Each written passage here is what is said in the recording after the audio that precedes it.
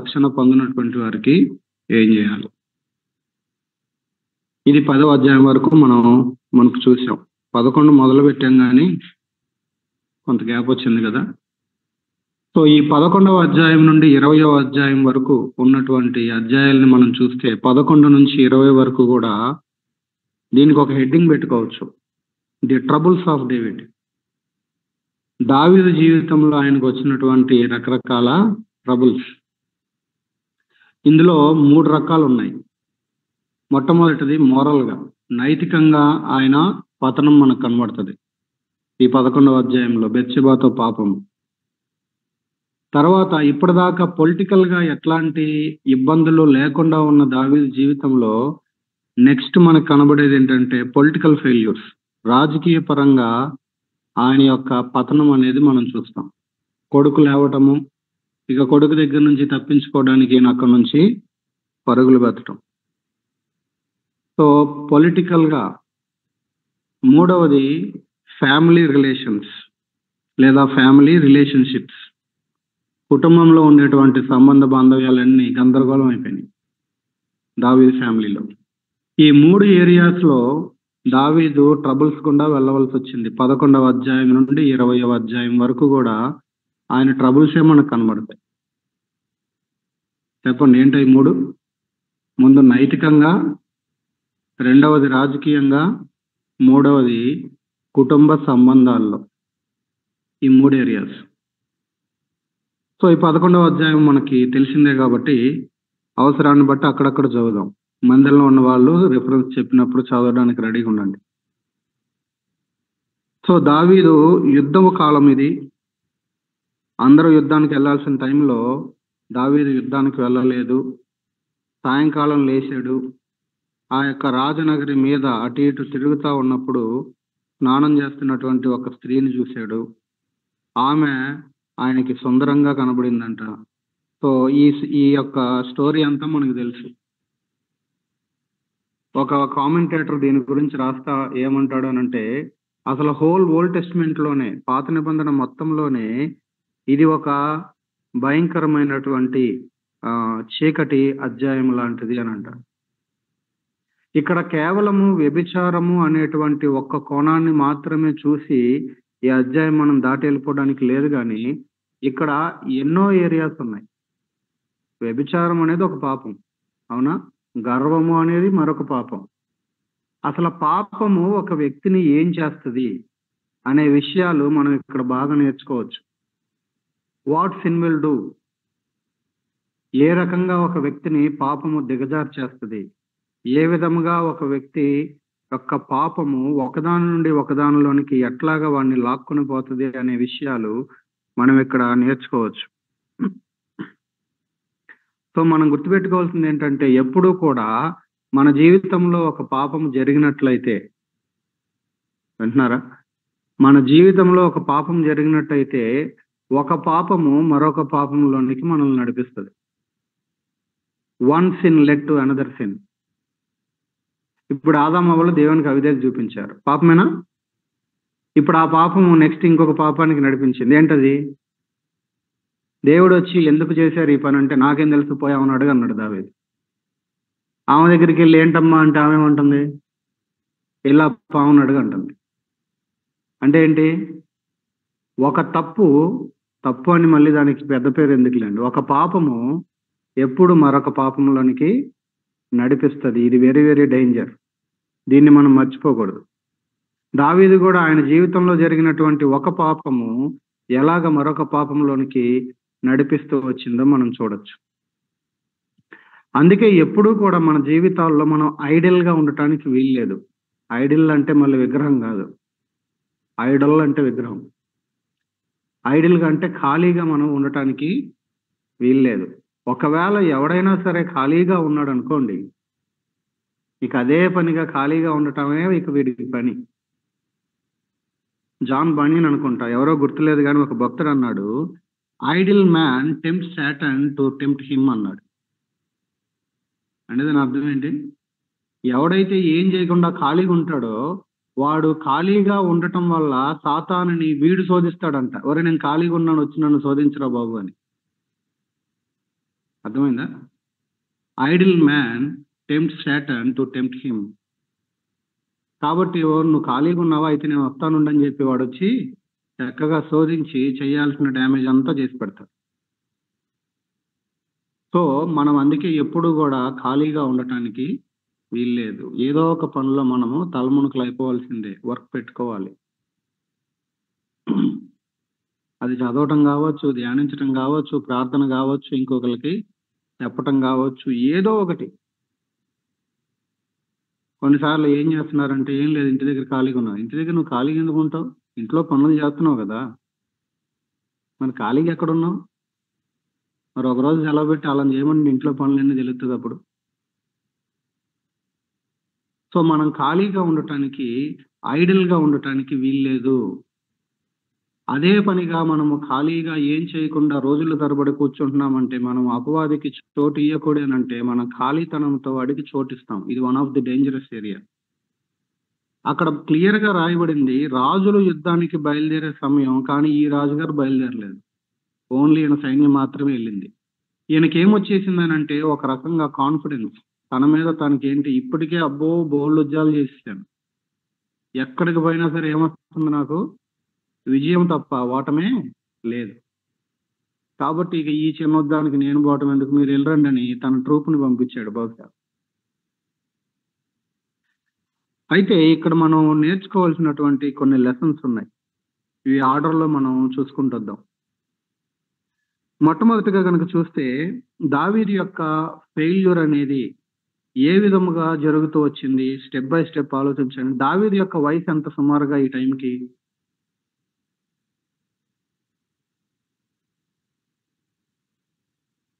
థర్టీస్లో ఉండుంటాడా, 40స్లో ఉండుంటాడా, 50స్లో ఉండుంటాడా, లేదా 60స్లో ఉండుంటాడా?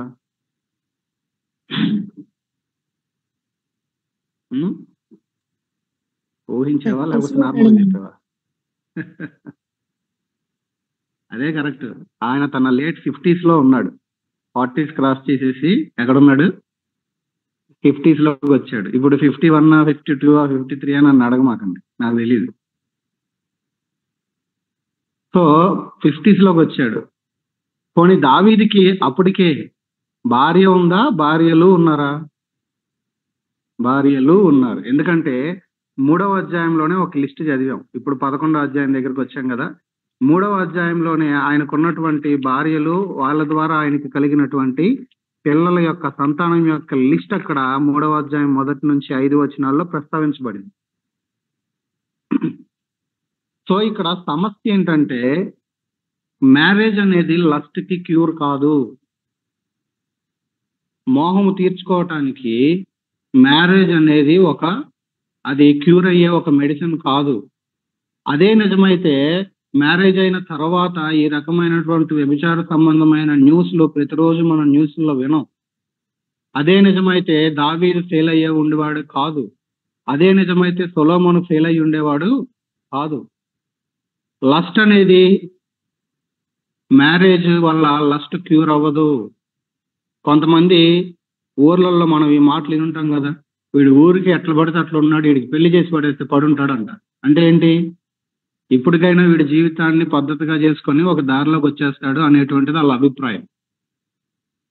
కానీ ఆ వ్యక్తి యొక్క హృదయము, ఆ వ్యక్తి మారనంత వరకు, తన హృదయం చేంజ్ అవనంత వరకు వీడిని మ్యారేజ్ చేసిన ఉపయోగం ఏమీ లేదు.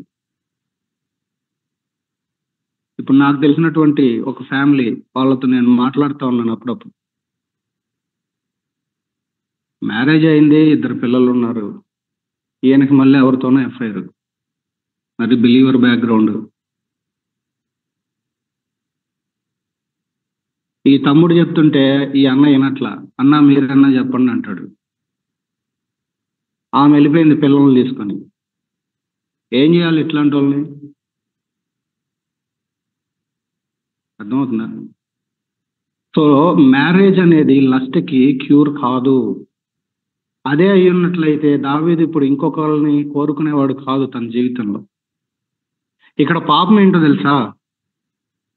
మనం పాపం అనగానే ఇక్కడ వ్యభిచారం కదా పాపము, నరహత్య కదా పాపం అని అనుకుంటాం. అసలు అన్నిటికంటే ముఖ్యమైన పాపం ఏంటంటే ఇక్కడ అసంతృప్తి. దావీదుకి అప్పటికే దేవుడు ఇచ్చినటువంటి తన యొక్క సొంత భార్య యందు, లేదా వాళ్ళ భార్యలు కదా ఆయనకి, వాళ్ళలో ఏం లేదు ఈయనకి, సంతృప్తి లేదు. ఇంకెవరిలో కావాలి, ఇంకేదో కావాలి. ఇప్పుడు ఈయన ఇది విత్తాడు, రేపు సొలొమోన్లో ఏం కోసారు?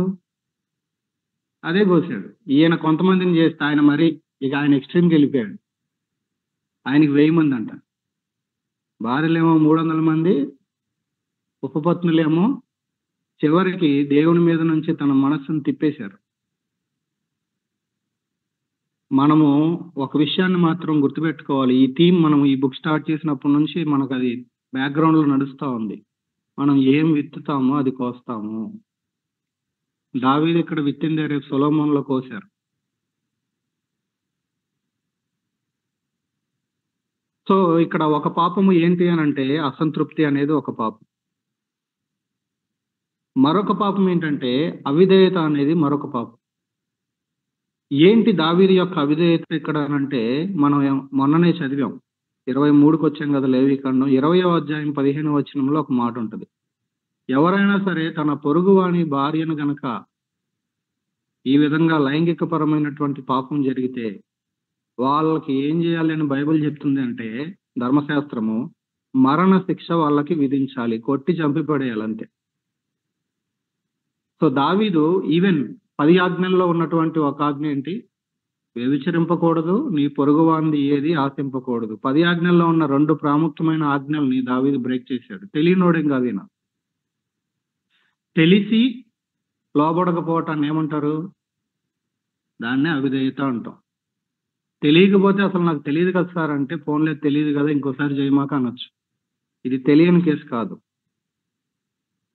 సో దావీదు యొక్క పాపము ఒకటి అసంతృప్తి, మరొకటి అవిధేయత. తెలిసి చేయటం. ఎప్పుడైతే ఆమె ఇప్పుడు కొన్ని కంపారిజన్స్ కనుక మనం చూస్తే, దావీదు ఆ విధంగా ఆయన చూసినప్పుడు ఆమె ఎలా కనబడిందంట? బ్యూటిఫుల్ గా కనబడిందంట. ఇప్పుడు దేవుని చూపు నుంచి చూద్దాం. దావీదు చూపు, దేవుని చూపు, 2 చూపులు కంపేర్ చేద్దాం. దేవుని కంటికి ఇది ఎలా కనబడి ఉంటది? చెప్పండి.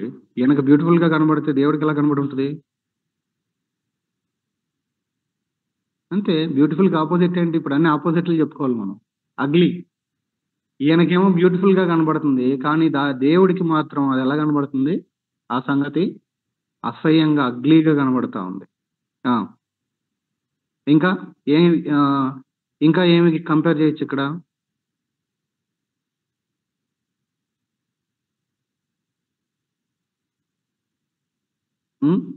ఇది ఒక ఎఫ్ఐఆర్ అనొచ్చు, కానీ దేవుడు దాన్ని అడల్టరీ అంటాడు. ఇది ఒక సంబంధం కాదు, ఇది ఒక ఎఫ్ఐఆర్ కాదు, ఇది అడల్టరీ.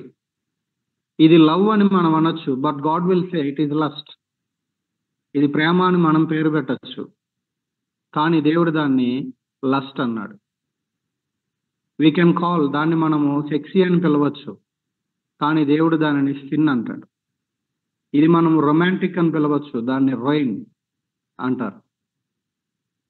కాబట్టి కొంతమంది ఏం చేస్తాం లేండి డెస్టినీ అంటారు. ఇది డెస్టినీ కాదు నాయన, ఇది డిస్ట్రక్షన్. కాబట్టి నాశనం ఇది. దావీదు జీవితంలో ఇది చాలా ప్రాముఖ్యమైనది. ఎప్పుడైతే ఆ విధంగా కనబడిందో, ఆయన ఇన్ఫర్మేషన్ తెప్పించుకున్నప్పుడు ఆయనకు ఒక విషయం అర్థమైంది, ఆమె ఆల్రెడీ మ్యారీడ్ ఉమెన్ అని. వాస్తవంగా ఆ ఇన్ఫర్మేషన్ దగ్గర దావీదు ఏమవ్వాలి? వాస్తవంగా అయితే ఆగాలి. అన్మ్యారీడ్ అయితే పోనీ నీ కోరిక పుట్టింది, నువ్వు రాజువి, ఇంకొక పిల్లాన్ని కావాలంటే నువ్వు భారీగా చేసుకునే పాసిబిలిటీ ఉందేమో. దేవుడు దాన్ని అప్రూవ్ చేయలేదండి. అది మనుషులు చేసుకున్నది. ఓల్డ్ టెస్ట్మెంట్ లో ఈ బహుభార్య తత్వాన్ని మనుషులు చేసుకున్నదే తప్ప దేవుడు ఎలో చేయలేదు. దేవుడు ఆజ్ఞాపూర్వకంగా మీరు చేసుకోండ్రా నాయన అని ఎక్కడ ఆజ్ఞాపించలేదు. ఇది మనుషులు చేసింది మాత్రమే. కొంతమంది వితండవాదం చేస్తారు. దావీదు చేసుకోలేదా, వాళ్ళు చేయలేదా, వీళ్ళు చేయలేదా అంటే, వీళ్ళు చేసే పనిని సమర్థించే వాళ్ళు ఎవరన్నా బైబిల్లో దొరికితే చాలు మనకి. ఒక ఆదాముకి ఒక అవ్వనే దేవుడు సృష్టించాడు. ఒక యేసయ్యకి ఒక సంఘమే పెళ్లి కూతురు. ఆయనకి మళ్ళీ 10 రకాల పెళ్లి కూతురు లేరు. ఓకే, సరే, ఎడగరండి. అయితే ఇక్కడ మనం ఇంకొక విషయాన్ని కూడా బహుశా ఇది మనం లాస్ట్ టైం చూసుంటాం.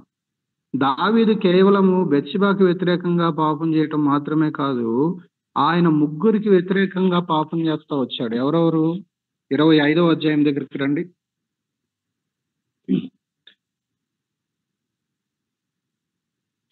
సో ఎవరెవరికి వ్యతిరేకంగా ఈయన పాపం చేస్తా వచ్చాడు? ఈయన దగ్గర పనిచేసినటువంటి, ఈయన క్యాబినెట్ లో మినిస్టర్ గా పనిచేసినటువంటి ఒక అతను ఉన్నాడు. అతని పేరు అహీతోపెల్. 25వ అధ్యాయము 42 నుంచి చూడండి.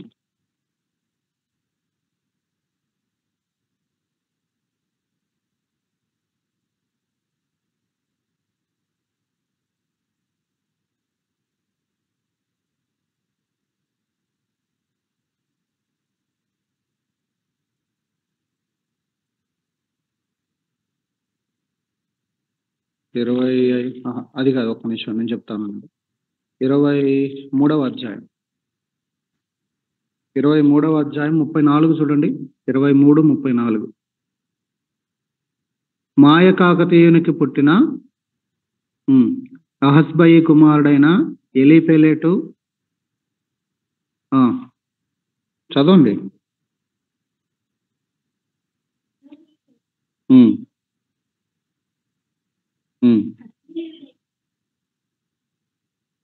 సరే, ఇప్పుడు ఇక్కడికి రండి. 15వ అధ్యాయము, అదే పుస్తకం 15వ అధ్యాయం 12వ వచనం చూస్తే అక్కడ మనకేం కనబడుతుంది? మరియు బలి అర్పింపవలనని ఉండి అబ్షాలోము గిలోనీయుడైన అహీతోపెలను దావీదు యొక్క మంత్రిని. ఈ దావీదు యొక్క క్యాబినెట్ లో ఎవరెవరు ఉన్నారు? అహీతోపెల్ అనేవాడు ఒక మినిస్టర్. ఏ డిపార్ట్మెంట్ కో మనకు తెలియదు. మొత్తానికి దావీదు దగ్గర మంత్రిగా పనిచేశాడు అహీతోపెల్. ఇంతకీ ఎందుకు ఈ అహీతోపెల్ని గుర్తు చేసుకుంటున్నాం? ఇప్పుడు ఇందాక 34 చదివారు కదా, ఇప్పుడు 38 చదవ 39 చదవ 23వ అధ్యాయంలో 39వ వచనం. హిత్తీయుడైన ఊరియా ఈ కోటలో చేరిన వారందరూ 37 అనే మాటని మనం అక్కడ చదువుతా ఉన్నాం. ఈ ఊరియా ఎవరింతకి?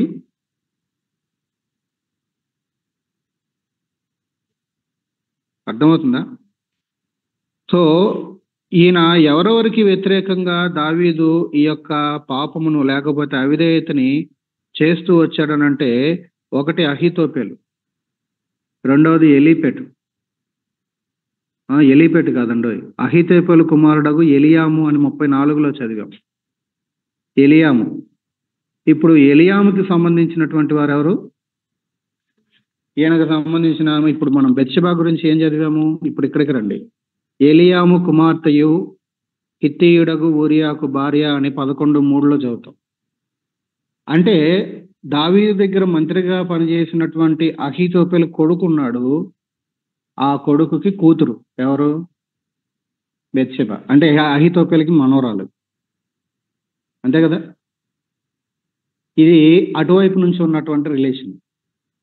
తన దగ్గర మంత్రిగా పని చేసినటువంటి ఒకని మనవరాలు ఈమె. మరొక వైపు ఈ ఊరియా ఎవడు? 23వ అధ్యాయం 8వ వచనంలో చూస్తే 23:8 దావీదు అనుచరులలో బలాఢ్యులు ఎవరనగా, ఈ బలాఢ్యులలో ఒకని పేరు ఉంటది. ఎవరతను? ఊరియా.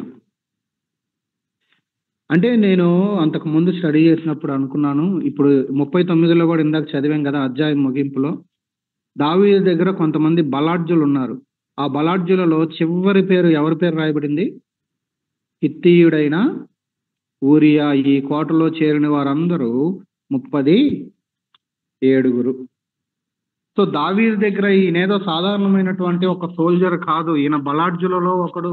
ఒక స్పెషల్ టీం ఇది, ఒక స్పెషల్ ఫోర్స్ ఇది, వాళ్ళల్లో ఒకడిన.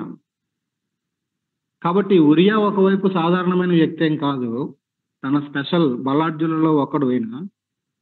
ఒకవైపు అమ్మాయి పలానా అని ఇన్ఫర్మేషన్ దావీదుకి తెలిసింది. ఆ అమ్మాయి యొక్క బ్యాక్గ్రౌండ్ కూడా అర్థమైంది. ఏలియాము కుమార్తె అని చెప్పగానే అర్థమైపోయింది దావీదుకి. రెండు వైపులా రిలేషన్ తెలుసు.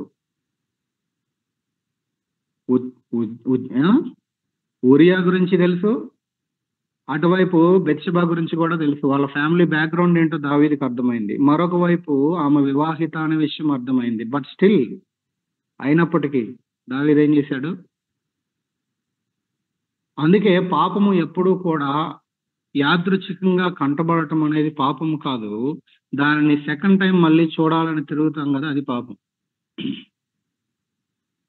అనవసరమైనటువంటి ఇప్పుడు కంటి ముందుకి ఒక పిక్చర్ వచ్చింది. ఓకే, ఆ పిక్చర్ ని యాదృచ్ఛికంగా అనాలోచితంగా వస్తే ఓకే, కానీ అరే ఇదేదో కొంచెం అనిపించి మరలా దాన్ని చూడాలి అనేటువంటి ఆ ప్రయత్నం జరుగుతుంది చూసారా, అది పాపం. ఈ రోజుల్లో ఈ మన చేతుల్లో ఏదైతే ఇప్పుడు మనం జూమ్ లో కనెక్ట్ అయ్యామో, ఈ చేతుల్లో ఉన్నటువంటి ఈ మినీ సైతాన్ ఇది ఏం చేస్తుంది? అందరి పిక్చర్లు తీసుకొచ్చి చేతుల్లో పెడుతుంది.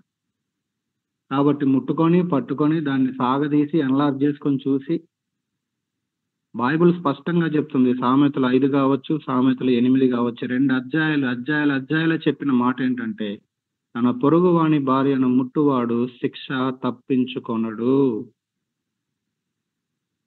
ఈ రోజుల్లో ఏముంది తప్పు అన్నట్లుగా అయిపోయింది. What's wrong? కల్చర్ మారచ్చు, ట్రెడిషన్స్ మారచ్చు, దేవుని వాక్య సత్యము మారదు. మనం పోతే ఇంకొక జనరేషన్ వస్తుందేమో, ఒకవేళ దేవుని రాక ఆలస్యం అయితే. అంత మాత్రం చేత విలువలు మారిపోవు. అయితే ఇక్కడ బెత్షెబా గురించి కూడా ఒక నిమిషం ఆలోచిద్దాం. అసలు దావీదు కోటకి ఆయన ఏం బైనాక్యులర్స్ పెట్టుకుని ఏం చూడలేదు కదా, ఆ రోజుల్లో అవి లేవు కూడా. ఆయన కంటి చూపు మేరలో కనబడే రీతిలోనే దావీదు కోటకి అంత నియర్ గా ఈ హౌస్ ఎందుకుంది అసలు? ఎందుకంటే బికాస్ ఆయన ముఖ్యులలో ఒకడు కాబట్టే. మీరు ఇప్పుడు చదివాం కదా ఇందాక, అధ్యాయం 23 అది చదవండి. ఎందుకు వాళ్ళందరూ ఆ దావీదు కోట చుట్టూ ఆ సరౌండింగ్స్ లోనే వీళ్ళందరూ ఎందుకు నివాసం చేస్తున్నారు అనేది, అంటే ఆ పక్కింట్లో కనబడుతున్నప్పుడు పిలుస్తున్నప్పుడే దావీదుకి తెలుసు. ఏం తెలుసు? నా కోట పక్కన ఇల్లు వేసుకుని ఉన్నారు అని అంటే వీళ్ళందరూ ఏ గ్రూపు? ఖచ్చితంగా నాకు పర్సనల్ సెక్యూరిటీకి సంబంధించినటువంటి గ్రూప్ లాంటి వాళ్ళు వీళ్ళందరూ. అప్పుడే తెలుసు దావీదు గారు, తెలియనోడేం కాదు. ఇక్కడ ఒకళ్ళైతే అసలు బుక్ రాశారు, ది సిన్ ఆఫ్ బెత్షెబా అని. ఆ బుక్ నేను చదవలేదు కానీ టైటిల్ చూశాను. ఇక్కడ బెత్షెబా యొక్క పాపం ఏంటి? ఏమన్నా ఉందా? ఉంటే ఏంటి అసలు?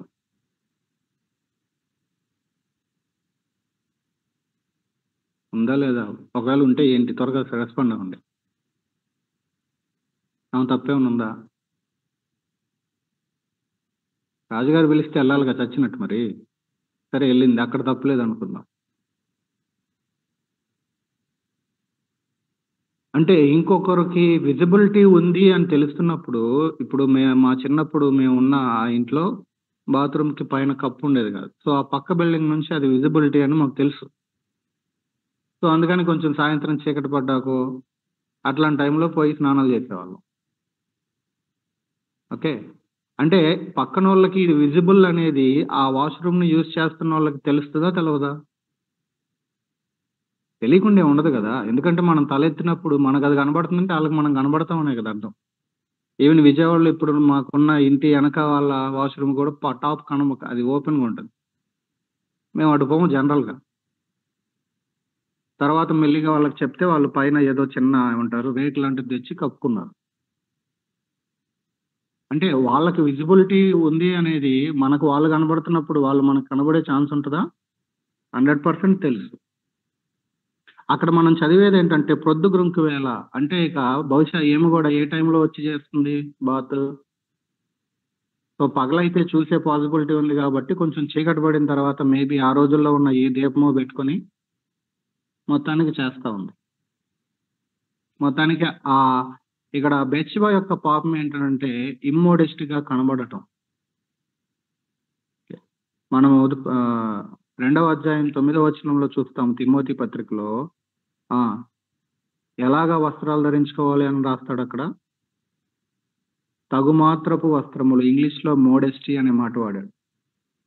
సో ఇమ్మోడెస్టీగా ఉండటము, ఇంకొకరు మనల్ని చూసి టెంప్ట్ అయ్యేలాగా మన యొక్క వస్త్రధారణ కానీ దాని యొక్క ఫిట్టింగ్స్ కానీ ఇంప్రాపర్ గా ఉండటం అనేది బిలీవర్ గా మనకు అది తగదు. BYM ని స్టార్ట్ చేసినటువంటి ఆర్ స్టాన్లీ గారు ఆయన అంటాడు, ఆయన ఒకసారి ఒక క్వశ్చన్ అడిగారు, ఏమండి స్టాన్లీ గారు బిలీవర్స్ జీన్స్ వేసుకోవచ్చా అన్నాడు. మనకు అన్ని భలే క్వశ్చన్లు వస్తాయి కదా, జీన్స్ వేసుకోవచ్చా అని అడిగితే ఆయన అన్నాడు, అపోస్తలుల కాలంలో జీన్స్ ప్యాంట్లు లేవు, కానీ ఒకవేళ ఉండుంటే వాళ్ళు సిక్స్ పాకెట్స్ ఉన్న జీన్స్ ప్యాంట్లు వాడేవాళ్ళు బహుశా అంటాడు. ఎందుకనంటే ఈ పాకెట్లో కరపత్రికలు పెట్టుకోవాలి, ఈ పాకెట్లో ఇంకే పెట్టుకోవాలి. ఎందుకంటే ఒక రోజు వేసుకుంటే వారం రోజులు ఉతకాల్సిన పని లేదు ఆ జీన్స్ ని. అవునా? సరే, ఇంతకుముందు నేను వాడలేండి, తర్వాత మానేసాం అవన్నీ. ఆయన ఏమంటాడంటే, మరి అమ్మాయిల అబ్బాయిల బట్టలు, అబ్బాయిల అమ్మాయిల బట్టల విషయంలో ఏంటి అని ఆయన ప్రశ్న అడిగితే అదే సెషన్ లో ఆయన అంటాడు, నిన్ను ఎటు నుంచి దగ్గర నుంచి చూసినా దూరం నుంచి చూసినా నువ్వు అమ్మాయిలా కనబడాలి, అబ్బాయి అబ్బాయిలా కనబడాలి, అట్లా వేసుకో బట్టలు అంట. సో ఈ రోజుల్లో ఏంటంటే తప్పేంటి అనేటువంటి వాదనలు ఈ దినాల్లో ఎక్కువైపోతా ఉన్నాయి. మన యొక్క వస్త్రధారణ వలన ఈవెన్ టీషర్ట్లు వేసుకొని ఏదో మన జబ్బలు చూపించుకోవటాలు, ఏదైనా సరే జాగ్రత్తగా ఉండాలి. కొంచెం అది ఫిట్ గా కాకుండా కొంచెం వదులుగా ఉండాలి. అంటే మన యొక్క వస్త్రధారణ వలన ఇంకొకరిని టెంప్ట్ చేసేటువంటి కార్యక్రమం అది పాపం. సరే, ఇప్పుడు బెత్షెబాని కొంచెం పక్కన పెడదాం, ముందుకు రండి, ఇంకా మనకు కొంత కంటెంట్ ఉంది. సో ఇక్కడ పాపం జరిగింది, ఉరియాని తీసుకొని ఉరియాని పిలిపించాడు. ఇక్కడ ఏ రకంగా జరిగింది ఈ పాపము ఒక ఆర్డర్లో కనుక చూస్తే, ఇందాక చెప్పాను కదా, సో ఈయనకి lot of free time available గా ఉంది, కాబట్టి ఈయన ఇప్పుడు కన్స్ట్రక్టివ్ గా కొన్ని ప్లాన్లు వేస్తున్నాడు. ఎందుకంటే ఈయన దగ్గర నుంచి వర్తమానం తీసుకొని ఒక దూత అక్కడికి వెళ్ళాడు యుద్ధ భూమికి, అవునా? అక్కడికి మెసేజ్ వెళ్ళిన తర్వాత అక్కడ నుంచి ఊరియా బయలుదేరి జర్నీ చేసి మళ్ళీ రాజుగారి దగ్గరికి రావాలి. మధ్యలో దావీదుకి ఏముంది? సమయం ఉంది. ఈ సమయంలో దావీదు ఏం చేస్తున్నాడు? కన్స్ట్రక్టివ్ గా పక్కా ప్రణాళికలు వేస్తున్నాడు. దేనికి? అర్థమవుతుందా? దానిలో నుంచి బయటికి రావడానికి కాదు ఈ ప్లాన్లన్నీ. దీన్ని ఎట్లాగా నేను కప్పు పెట్టాలి, నేను ఎట్లాగా దీనిని ఏం చేయాలి అని. సో ఇది చాలా చాలా ప్రాముఖ్యమైనది. ఆ ఫ్రీ టైంని వాస్తవంగా ఏం చేస్తుంటే బాగుండేది? బహుశా అయ్యో నా వల్ల తప్పు జరిగింది, తెలుసో తెలియకో ప్రభువా నన్ను క్షమించని సరి చేసుకోవడానికి ఒకవేళ యూజ్ చేస్తుంటే, రాగానే ఉరియా నా వల్ల ఇది జరిగింది అందుకే నిన్ను పిలిపించానని రాగానే ఉరియా కాళ్ళ మీద పడిపోయి ఉంటే ఇదంతా వేరుగుండేది, అవునా? సో ఆయన ఆమె బ్యాక్గ్రౌండ్ ని చెక్ చేసి అన్ని చేసిన తర్వాత ఇప్పుడు ఏం చేస్తా ఉన్నాడు? సో ఈ కాన్సిక్వెన్సెస్ ని ఏం చేయటానికి ఆయన ఆలోచన చేస్తా ఉన్నాడు. ఇప్పుడు ఎప్పుడైనా ఇక్కడ దావీదనే కాదు మన జీవితాల్లో అయినా సరే, ఒకవేళ ఏ పాపమైనా మన జీవితాల్లో జరిగితే మనకి రెండు రియాక్షన్స్ ఉంటాయి, పాసిబుల్ రియాక్షన్స్. ఏంటవి? ఒకటి, దాన్ని ఒప్పుకోవాలి, విడిచిపెట్టాలి, ఇది ఒక reaction. Confess it and turn away from it. ఒప్పుకొని విడిచిపెట్టడం, ఇది ఒక రియాక్షన్. రెండో రియాక్షన్ ఏముండే అవకాశం ఉంటుంది? ఒప్పుకోనంటే దాన్ని కప్పుకోవటము, ఇగ్నోర్ చేయటం, కవర్ చేసుకోవటము, ఇగ్నోర్ చేయటం, అవునా? ఈ రెండు కాకుండా మూడే ఆప్షన్ ఏమైనా ఉందంటారా? ఉంటే చెప్పండి ఒకసారి నాకు. ఏమైనా ఉందా? నాకు తెలిసైతే లేదు. So confess it and turn away from it అనేది ఒక రియాక్షన్, లేకపోతే trying to ignore it and cover it, ఇది రెండో రియాక్షన్. ఈ రెండే స్పందనలు. ఈ రెండిట్లో దావీదు దేన్ని ఎంచుకున్నాడు? రెండోది ఎంచుకున్నాడు. ఇగ్నోర్ చేస్తున్నాడు ఒప్పుకునే విషయాన్ని, దాన్ని కవర్ చేసుకునేటువంటి ప్రయత్నాన్ని తన జీవితంలో ఆయన చేసుకుంటూ వెళ్తున్నాడు. ఇప్పుడు పాపం వలన పర్యవసానాలు అనేవి ఉంటాయా? పాపానికి కాన్సిక్వెన్సెస్ ఉంటాయా? ఉండవా? ఎత్తి మీద 2 ముట్టుకేలు వేయాలి. ఉండవా? ఉంటాయి. వీళ్ళు పాపం చేసిన తర్వాత ఆదామవ్వలకి ఫస్ట్ కలిగినటువంటి కాన్సిక్వెన్స్ పర్యవసానం ఏంటి? దిగంబరులను అర్థమైపోయింది. తర్వాత వాళ్ళు ఇంకొక పర్యవసానం ఏంటి? అప్పుడు దాకా దేవుడి స్వరం వినంగానే సంతోషం వేసిన వాళ్ళకి ఇప్పుడు దేవుని స్వరం ఏంటి భయం వేయడం మొదలుపెట్టి వెంటనే పోయి చెట్టు వెనకాల దాక్కున్నారు. జాగ్రత్తగా గమనించండి, ఇన్ని సంవత్సరాల విశ్వాస జీవితంలో పాపము దొరికినప్పుడు మన జీవితంలో వాక్యం దగ్గరికి రావాలంటే ఎట్లుంటది? అమ్మ బాబాయ్ ఈయన ఏమంటాడో, ప్రార్థన అంటే మందిరం అంటే ఎందుకు భయం వచ్చేసింది? ఇవే పర్యవసానాలు. భయం వేస్తుంది మళ్ళీ వాక్యం దగ్గరికి వెళ్ళాలంటే. ఏ ముఖం పెట్టుకుని వెళ్ళాలి, తప్పు చేశాను నేను. వాడు వెంటనే వచ్చి చోదులో మోత మోగిస్తూ ఉంటాడు. సిగ్గులేదు నీకు? పాపం చేసి ఇప్పుడు వాక్యం చదువుతావా, ప్రార్థన చేస్తావా, మందిరానికి వెళ్తావా అని చెవుల్లో ఏదో చెప్తా ఉంటాడు. ఇక ఇంకా రావటం ఇంకా లేట్ చేస్తాం. కానీ మనం నేర్చుకోవాల్సింది ఏంటంటే, మనం పాపం చేసింది దేవునికి వ్యతిరేకంగా ఒప్పుకోవాల్సింది ఆయన దగ్గర. అది ఎంత తొందరగా చేస్తే అంత తొందరగా మనకు ఉపశమనం దొరుకుతుంది. 6 నెలల తర్వాత అయినా ఆయన దగ్గరికి వచ్చి ఒప్పుకోవాలి, 1 year తర్వాత అయినా సరే ఆయన దగ్గరికి వచ్చి ఒప్పుకోవాలి. క్షమించాల్సింది ఆయనే. ఇది ఎంత తొందరగా చేస్తే అంత తొందరగా రిలీఫ్ పొందుతామా. దాచిపెట్టేవాడు ఏమవడని బైబిల్ చెప్తుంది? వర్ధిల్లడు. సో ఇప్పుడు దావీదు యొక్క ట్రిక్స్ చూడండి. అంటే ఒక పాపము ఇంకొక పాపంలోకి నడిపిస్తుంది అని చెప్పుకున్నాం కదా. సో ఎలాగా ఒక పాపం ఇంకొక పాపంలోకి నడిపిస్తుందో చూడండి. ముందు అసంతృప్తి, అవిధేయత, వెళ్ళాల్సిన ప్లేస్కి వెళ్ళకపోవటం, ఇవన్నీ పాపములే. ఇన్ఫర్మేషన్ తెలిసి కూడా ఇంటెన్షనల్లీ కావాలని పాపం చేయటము. ఇప్పుడు దాన్ని కవర్ చేసుకునే ప్రయత్నంలో ఆయనని అక్కడి నుంచి పిలిపించటము.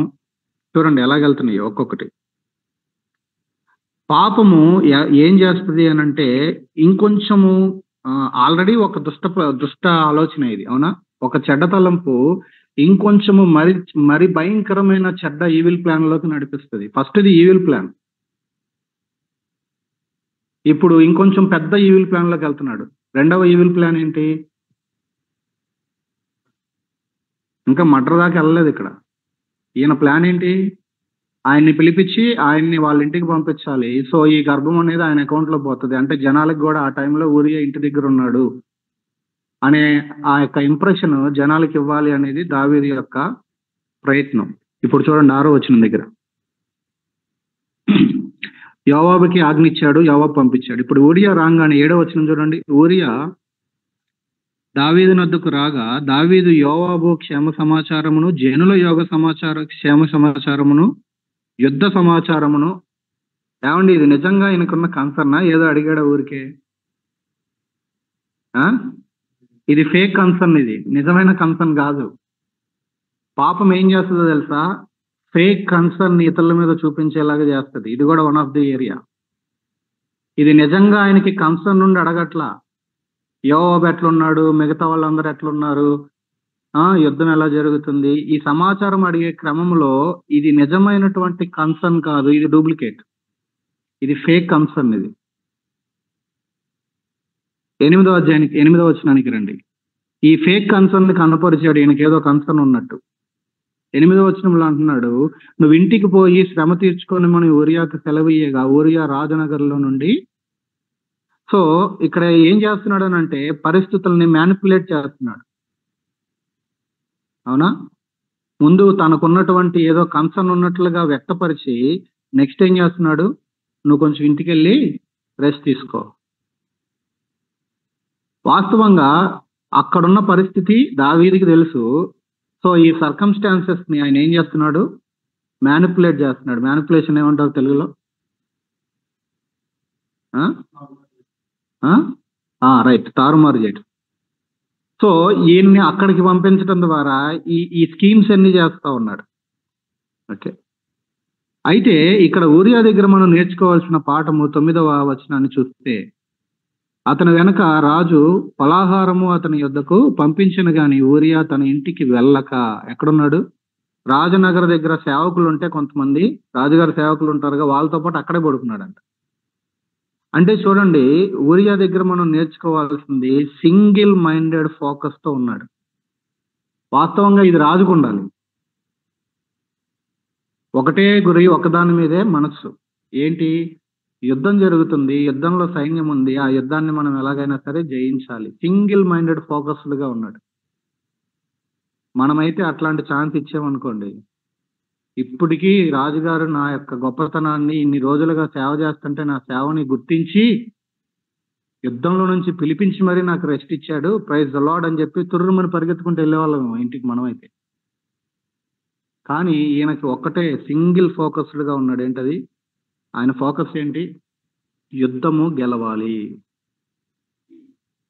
సింగిల్ మైండెడ్గా ఉన్నాడు. 10వ వచనానికి వస్తే, ఇప్పుడు మళ్ళీ ఆయన వెళ్ళకపోయేసరికి 10వ వచనంలో ఏం చేస్తున్నాడు? నెక్స్ట్ డే పిలిచి, దావీదుకి వినబడినప్పుడు ఇంటికి వెళ్ళలేదని ఊరియాను పిలిపించి, నీవు ప్రమాణము చేసి వచ్చితివి కదా, ప్రయాణం చేసి వచ్చావు కదా, ఇంటికి వెళ్ళలేదేంటి? ఇప్పుడు మళ్ళీ నెక్స్ట్ ఇంట్రాగేషన్ మొదలు పెట్టాడు. నెక్స్ట్ ఏంటి? ఇంట్రాగేషన్ స్టార్ట్ చేశాడు. ఎందుకు వెళ్ళలేదు అసలు నువ్వు? ఇంటికి వెళ్ళాలి కదా వాస్తవంగా అయితే. ఇంట్రాగేషన్ ఇది, అవునా? నేను వెళ్ళమని చెప్పాను కదా, అసలు రాజే చెప్పాడు కదా వెళ్ళమని. రాజు రమ్మంటే వచ్చాడు, రాజు ఇంటికి వెళ్ళమంటే వెళ్ళాలిగా. కానీ రమ్మన్నప్పుడు దానికి విధేయత చూపించిన ఊరియా ఇప్పుడు ఇంటికి వెళ్ళమంటే అవిధేయత చూపిస్తున్నాడు. అంటే తన ఇంటిగ్రిటీతో ఏం చేస్తున్నాడు ఈయన? అసలు ఈయన దావీదు అటెంప్ట్స్ అన్ని అంటే కవర్ చేసుకోవాలి అని ఆయన చేస్తున్న ప్రయత్నాలన్నీ ఫెయిల్ అయినాయి. ఎందుకో తెలుసా? ఎందుకు చెప్పండి, మీరు చెప్పండి.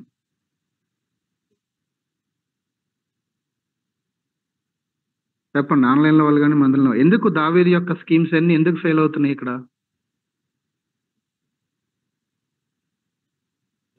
ఊరియా యొక్క ఇంటిగ్రిటీ,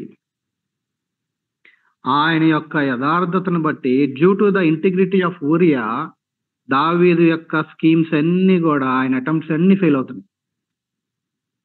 ఆయన చెప్పినట్టు ఈయన వెళ్ళిపోయి ఉంటే ఏ గొడవ ఉండేది కదా, క్లోజ్. అసలు ఇంక మిగతా అధ్యాయం రాయాల్సిన అవసరమే లేదు.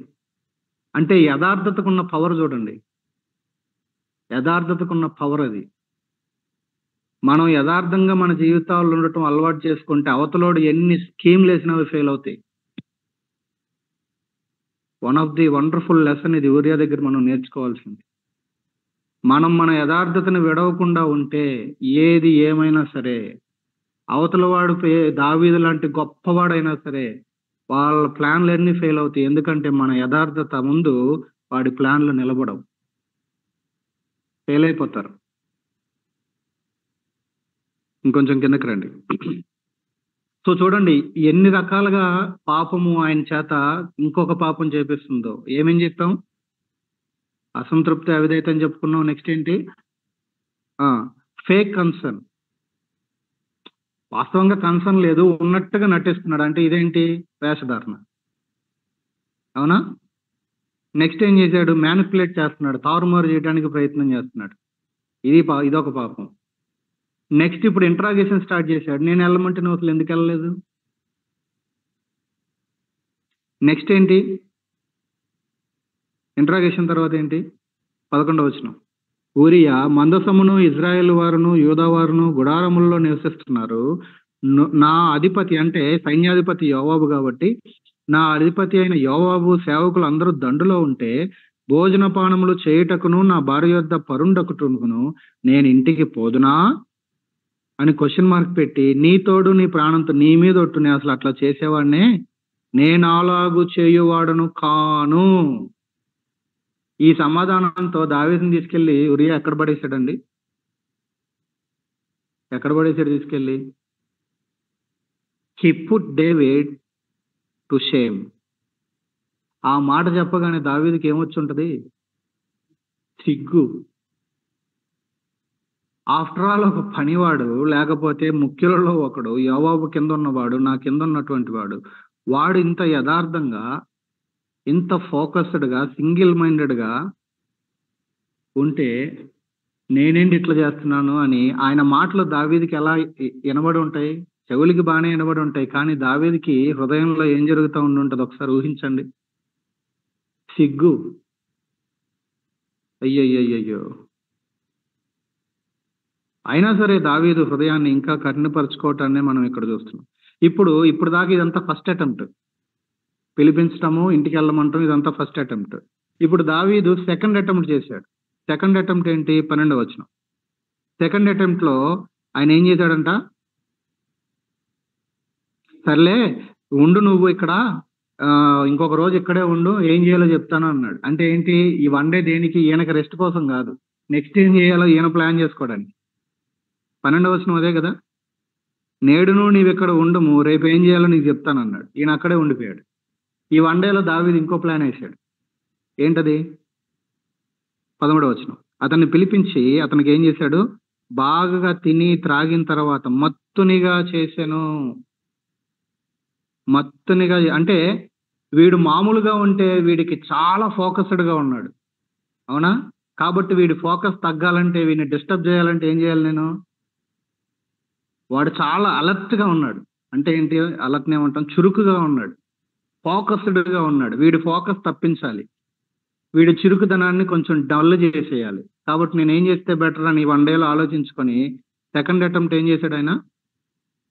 ఆయన్ని మత్తు అయ్యే వరకు తాగించాడు. ఇది చూడండి, ఇది ఎంత ఘోరం. అనుకున్నాడు కానీ ఆయన మత్తునిగా చేసిన తర్వాత కూడా ఉరియా ఎక్కడికి వెళ్ళలేదు, అప్పుడు కూడా ఇంటికి పోలా. మళ్ళీ ఫెయిల్.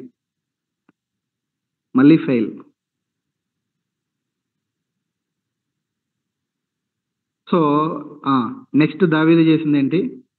ఆ విధంగా చేయలేదని. సో సరే, మనకు టైం అయిపోయింది. కానీ ఎక్కడైతే బాగా యుద్ధం జరిగి ఖచ్చితంగా అక్కడ నుంచుంటే చచ్చిపోతారని తెలుసు, ఆ ప్లేస్ లో వీడిని నుంచోబెట్టి వీడు చచ్చేలాగా చేయమని చెప్పి పెన్ను పేపర్ ఏం చేత తెప్పించుకున్నాడు, రాశాడు. ఆ లెటర్ని మళ్ళీ ఏం చేతికి ఇచ్చే పంపించాడు, ఏం చచ్చిపోవాలని. అంటే ఈయన డెత్ వారెంట్ ని ఏం చేతిలోనే పెట్టి పంపించాడు. ఊరియా యొక్క యథార్థత ఎంత గొప్పదనంటే పోయేదారులు దాన్ని తీసి చూడాల. కొంతమందికి ఇతరులు చూడాలంటే ఎంత ఉత్సాహమో, పొరపాటున మొబైల్ అక్కడ ఉందనుకో, అసలు ఈ అక్క ఈ అన్న ఏం చేస్తున్నారు, ఒక రౌండ్ వేసేద్దాం అందులో. ఆ బుద్ధే బయట పెడతా ఉంటది వాట్ వీఆర్ అనేది. మన క్యారెక్టర్ ఏంటో అక్కడ తెలిసిపోతుంటది. నీకు ఎందుకు ఇంకొకరు పర్సనల్స్? ఊరియా యొక్క యథార్థత ఎట్లాంటిది అని అంటే అసలు దాన్ని తెరిచి చూసుంటే ఆయనకి విషయం తెలిసిపోయేది, తెలవల. సరే, ఇంకొంచెం కిందకి రండి. యోవాబు ఆ విషయాన్ని చదివిన తర్వాత 17వ వచనం చూడండి. ఆ పట్టణపు వారు బయలుదేరి యోవాబుతో యుద్ధమునకు రాగా దావీదు సేవకులలో కొందరు కూలిరి, హిత్తీయుడగు ఊరియాయును హతమాయెను. ఇప్పుడు ఊరియా ఒక్కడే చావలేదు, కొంతమంది దావీదు యొక్క సేవకులలో ఇంకొంతమంది కూడా చచ్చిపోయారు, ఇంకొంతమంది కూడా చనిపోయారు. సో ఈ చనిపోతే ఇప్పుడు దావీదు క్వశ్చన్ చేసేది ఎవరిని? ఖచ్చితంగా సైన్యాధిపతిని అడుగుతాడు. ఎందుకు యోవాబు మిగతా వాళ్ళు ఎందుకు చచ్చిపోయారు అనంటే, ఇక్కడ చూడండి వీళ్ళిద్దరి మధ్య రహస్య ఏమంటారు, ఇది చూడండి, చదివితే అర్థమవుతుంది. కాబట్టి యోవాబు ఒకసారి 18 నుంచి చదవండి.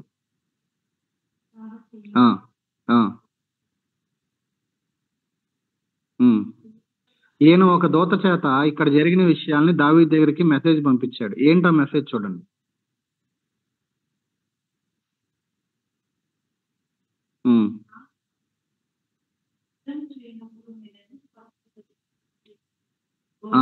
ఇక్కడ ఒక్కసారి ఆగండి.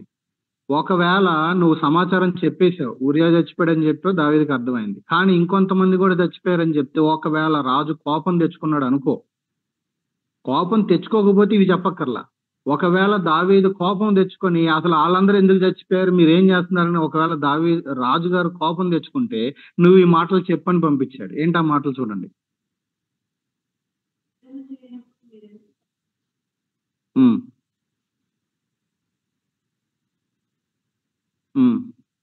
అంటే ఇప్పుడు కోట ఉంది, కోట గోడ మీద వాళ్ళు నుంచుని ఉంటారు కదా, మీరు ప్లెయిన్ ల్యాండ్ లో ఇట్లా వెళ్తుంటే పైనుంచి బాణాలు వేసి కొట్టడం ఈజీ కదా, వాళ్ళు చంపేస్తారని మీకు తెలుసు కదా.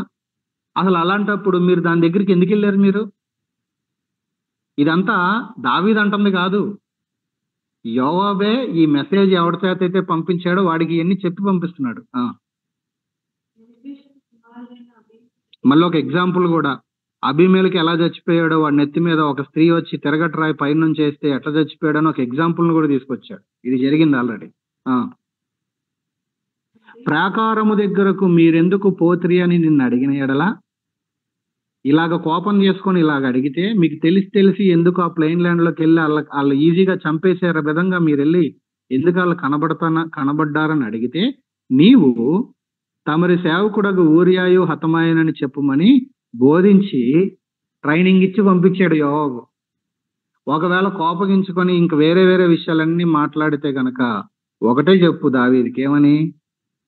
ఊరియా చచ్చిపోయాడని చెప్పి ఆయన నోరు మూసుకుంటాడు. అర్థమైందా? బుర్రకెక్కిందా లేదా?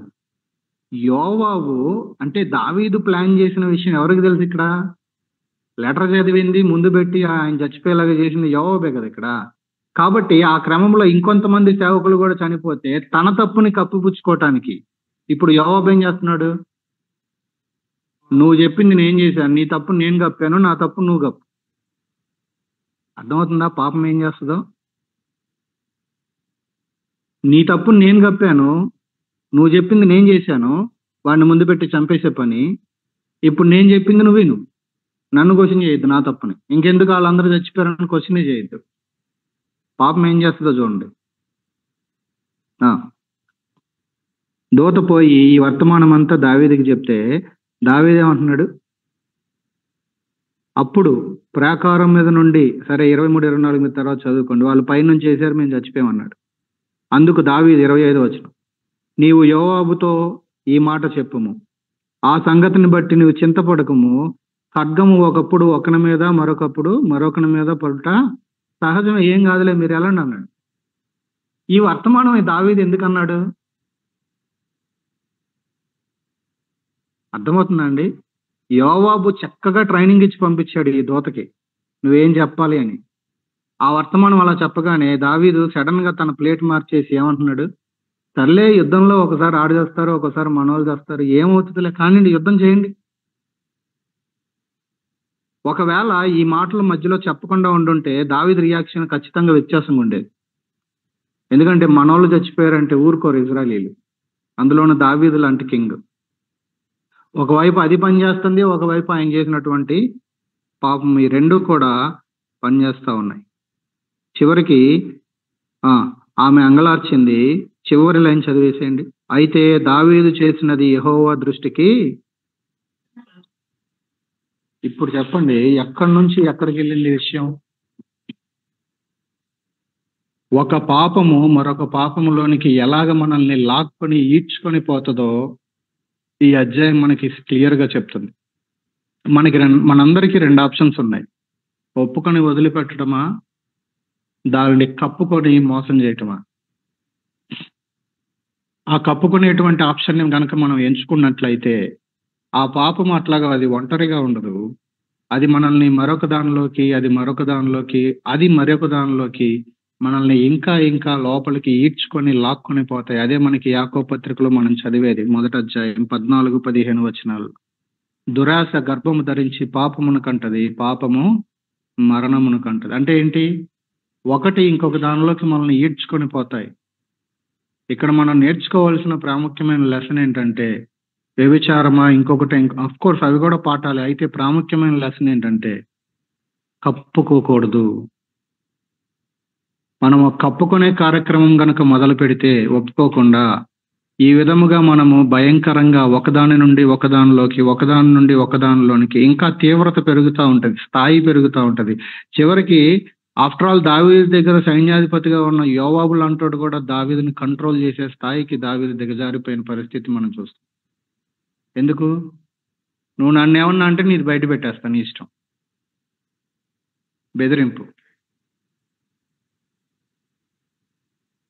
మన జీవితాల్లో కేవలము ఈ వ్యభిచారం అనే కాదు కానీ అది ఏ పాపమైనా సరే, ఒకవేళ దొర్లితే తెలిసైనా సరే తెలియకైనా సరే ఇమీడియట్ గా ఒప్పుకునే వారంగా మనం ఉంటున్నామా అనేది ప్రాముఖ్యమైన లెసన్ ఇక్కడ. ప్రార్థన చేసుకుందాం. ప్రార్థన చేసుకుందాం. ప్రార్థన చేసుకుందాం.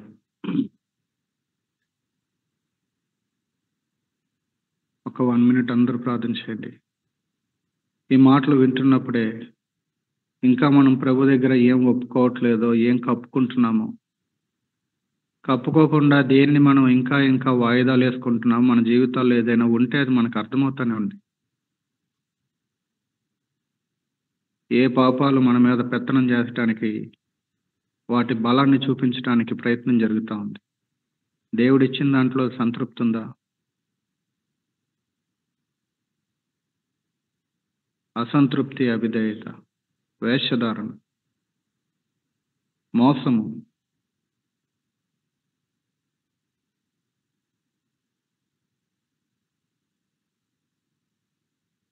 దీనికి వయసుతో నిమిత్తం లేదు. 50 ఏళ్ళు పైబడినోడు దావీదు.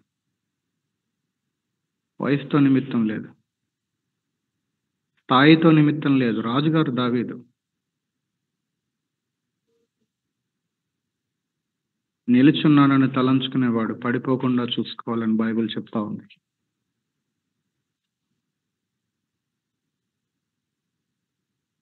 ఉరియా వంటి వారంగా ఉండటానికి మనల్ని మనం కమిట్ చేసుకుందాం. ప్రభువా, ఒకటే దాని మీద మనస్సు నిలిపే ఆ యొక్క ఫోకస్డ్ మైండ్ ఉండటానికి సహాయం చేయండి. ఊరికే మేము ఎప్పుడూ మా డేస్లో ఖాళీగా ఉండి సాతానికి చోటిచ్చే వారంగా ఉండకుండా సహాయం చేయండి.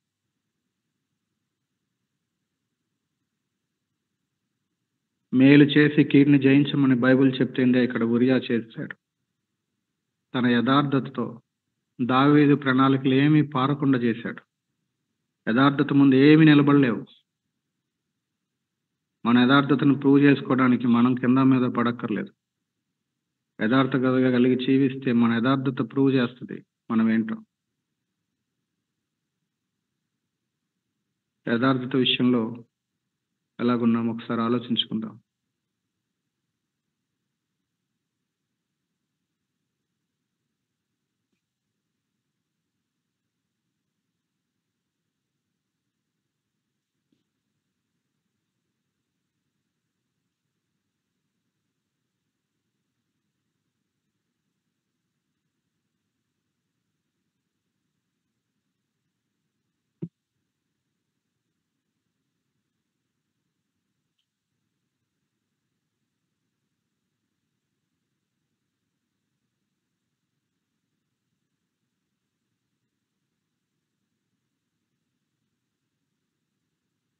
తాత్కాలికంగా ఈ పాపం మనుషులందరి ముందు బయటపడలేదేమో, కానీ బైబిల్ క్లియర్గా సాక్ష్యం చెప్తుంది, ఇది దేవుని దృష్టికి దుష్కార్యముగా ఉంది.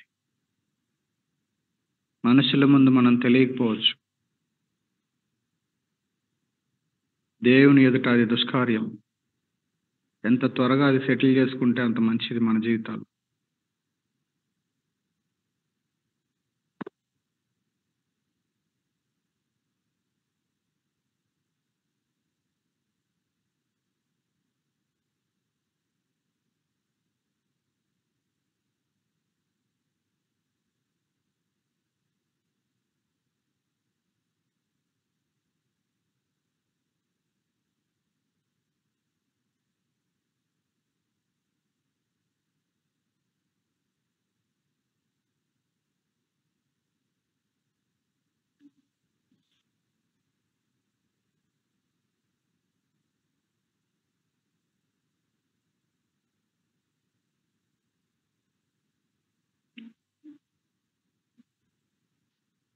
రండి, మరి వినిన మాటలతో ఎవరైనా ఒకరు ప్రార్థన చేద్దాం.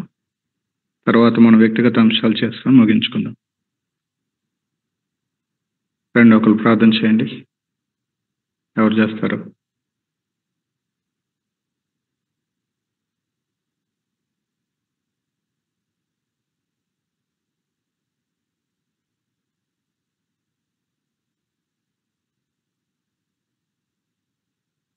చేయండి. మందిరంలో వాళ్ళు కానీ లేకపోతే ఆన్లైన్లో వాళ్ళు కానీ ఎవరైనా ఒకరు ప్రార్థన చేయండి.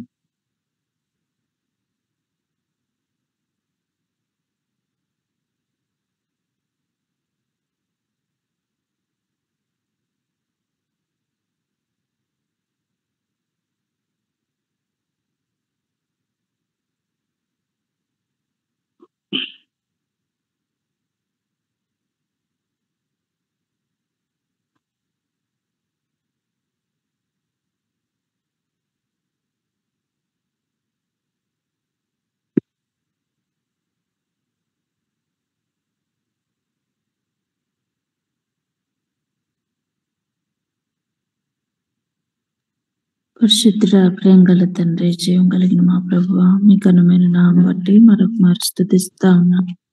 దేవా, మమ్మల్ని ఆరాధిస్తా ఉన్నాం తండ్రి. అయ్యా మా ప్రభువా, మరి సమయాలు మరి 11 అధ్యాయం నుంచి మేము ఎన్నో విషయాలు నేర్చుకోవడానికి మీ కృపనిచ్చారు. దేవా మా ప్రభువా, నిజమే దావీదు అంటే నీ హృదయానుసారుడు ప్రభువా. తన యొక్క చీకటి కాలాన్ని మేము చూస్తా ఉన్నాం.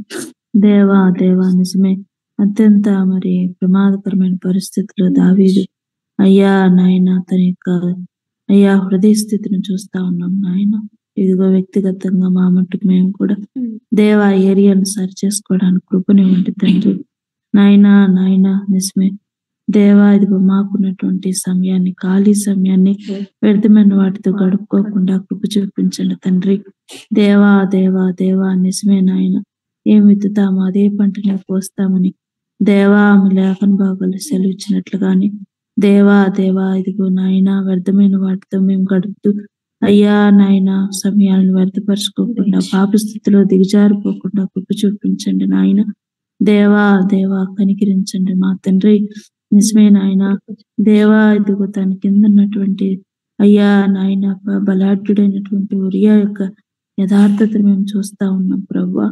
దేవా నమ్మకమైన వాడుగా దేవా తన పనిలో తన యొక్క యథార్థమైన దాని యొక్క స్థితిని మేము చూస్తా ఉన్నాం మా ప్రభువా. అయ్యా నాయన మేము కూడా మీ నామకు మహిమకరంగా ఆ విధంగా జీవించడానికి కృప చూపించండి తండ్రి. దేవా అయ్యా నాయన మరి తండ్రి మరి నాయన మేము చూస్తా ఉన్నాం అయ్యా నీ బిడ్డ పక్షంగా మీరే అది కొద్ది కార్యముగా చూసి మా ప్రభు మీరే తన పక్షంగా మీరు అయ్యా నాయన దావీదుతో మరి శిక్షించినట్లుగా చూస్తా ఉన్నాం మా ప్రభువా.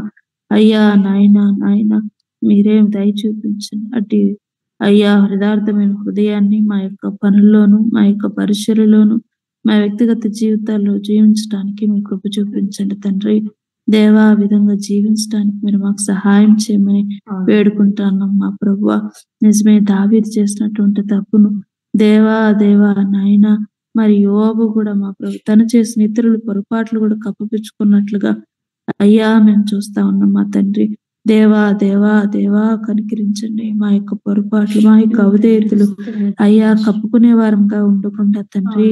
దేవా ఎంత త్వరగా అయితే అంత త్వరగా మీ సన్నిధికి వచ్చి ప్రభువా మిమ్మల్ని అయ్యా ప్రభా మీ సన్నిధికి వచ్చి ఒప్పుకొని విడిచిపెట్టే వారంగా అయ్యా మా జీవితాల్లో ఉండగలటానికి సహాయం చేయి.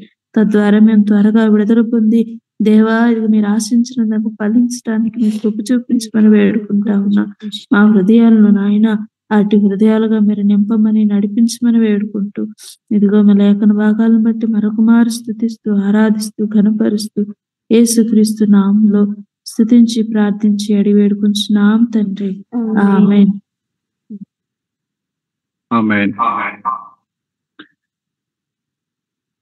ప్రేయర్ పాయింట్స్ చెప్పండి, ప్రార్థన చేద్దాం. మందిరంలో వాళ్ళు చెప్పండి ఫస్ట్.